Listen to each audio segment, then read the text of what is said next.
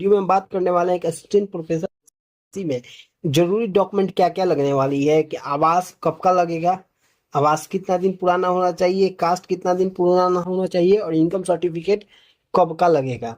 और अगर आप विकलांग कोटा से दावेदारी ठोकते हैं तो आपको किस कहाँ का सर्टिफिकेट लगेगा, ई टू डेट जानकारी दे देंगे, क्या क्या डॉक्यूमेंट लगेगा। फॉर्म भरने से पहले गलती नहीं कीजिएगा, नहीं तो सीधी आपकी जो आपकी कैंडिडेचर है उसको रिजेक्ट कर दिया जाएगा, फॉर्म को रिजेक्ट कर दिया जाएगा, स्पष्ट बता दिया गया है। तो दोस्तों चलिए देखते हैं उसको।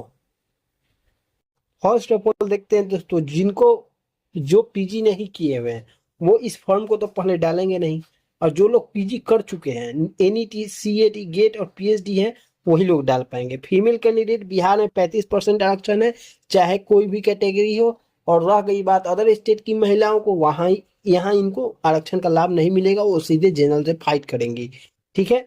और रिजर्वेशन कैटेगरी सिर्फ बिहार के मूल निवासियों को प्राप्त है, ठीक है। अब बात करते हैं दोस्तों कि क्या क्या डॉक्यूमेंट लगेगा।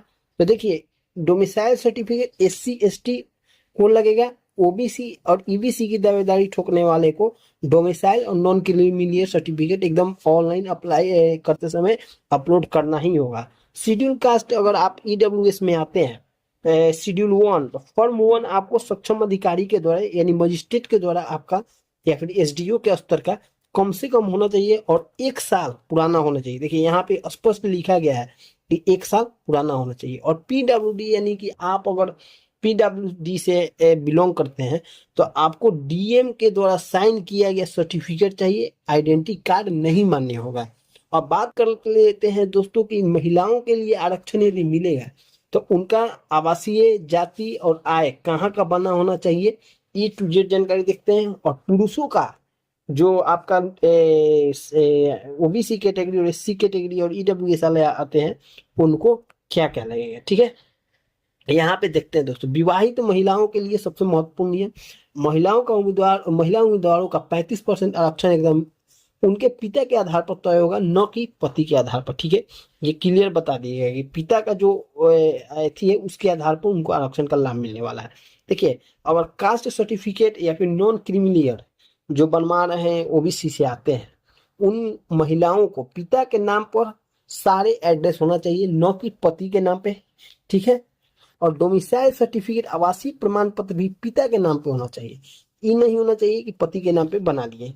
ईडब्ल्यूएस सर्टिफिकेट पति के पते से बन सकता है यदि वो वहां साथ रहती हैं, लेकिन डोमिसाइल फिर भी पिता के घर का ही बनेगा, इस बात का ध्यान रखेंगे ईडब्ल्यूएस वाले भी कि आपका जो इनकम सर्टिफिकेट है पति के नाम से बन सकता है, लेकिन अगर डोमिसाइल बनवा रही है तो फादर का ही पता जरूर दीजिएगा उसमें, ठीक है। पता के नाम पर कास्ट सर्टिफिकेट, अगर आप देखिए अगर पति के नाम पर कास्ट सर्टिफिकेट बनवाते हैं तो आपका रिजेक्ट कर दिया जाएगा, आपका एप्लीकेशन एक्सेप्ट नहीं किया जाएगा, ठीक है। तो फॉर्म भरते समय या फिर आवासीय जाति आय अप्लाई करते समय इस बात का आप ध्यान रखेंगे। और बार बार मैं बता रहा हूँ, सारे सर्टिफिकेट 1 साल पुराना होना चाहिए, ठीक है। 1 साल से अगर ज्यादा है तो नए बनवा लीजिएगा, ठीक है।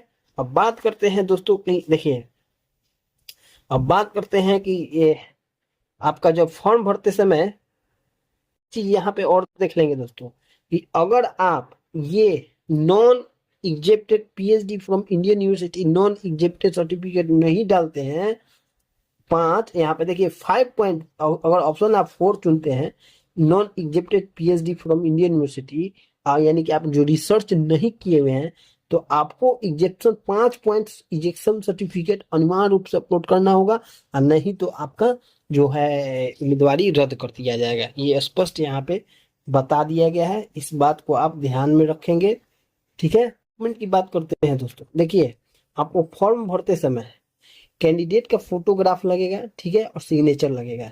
डीओबी प्रूफ के लिए 10-12 का सर्टिफिकेट लगेगा, और नोटराइज एफिडेविट लगेगा एफॉर्मिंग करेक्टनेस।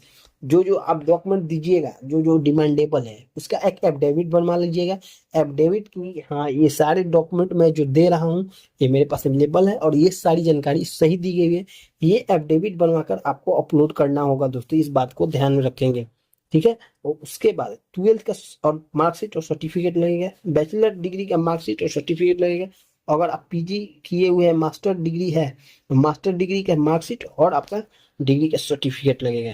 फोटो एकदम स्पष्ट होना चाहिए, सीधा, ये आपको ध्यान में रखना है।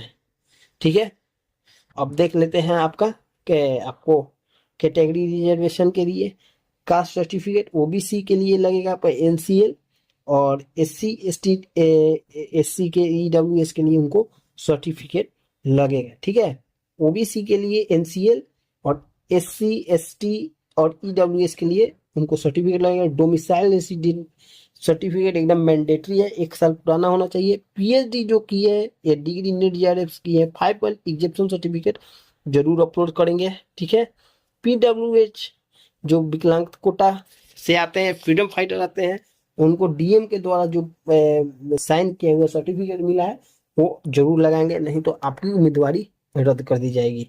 ठीक है दोस्तों, देखिए यहाँ पे क्लियर लिखा गया है कि अगर आप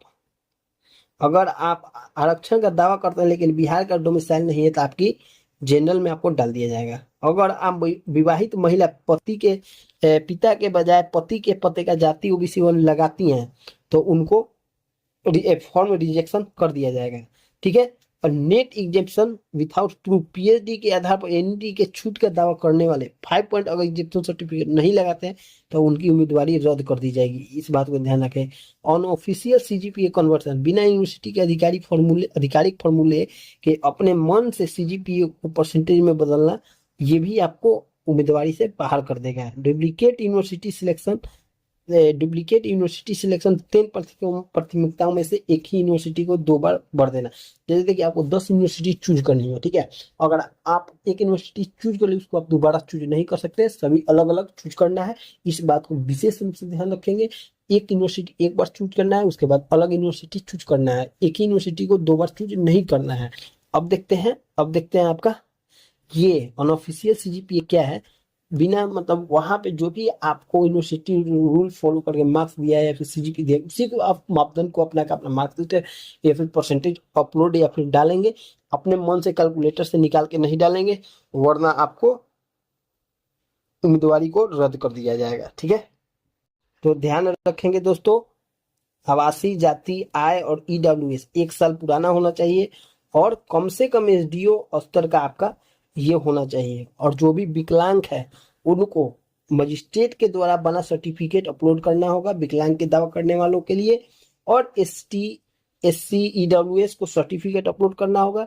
ई और ओबीसी के लिए नॉन क्रिमिनल सर्टिफिकेट एकदम 1 साल पुराना होना चाहिए, वही मापदंड होगा।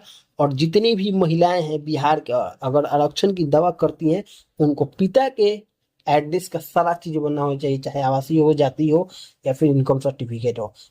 इनकम सर्टिफिकेट अगर आप जनरल कैटेगरी की महिलाएं हैं तो आप अपने पति के घर का बनवा सकती हैं, लेकिन डोमिसाइल आपके फादर के पते का बनेगा।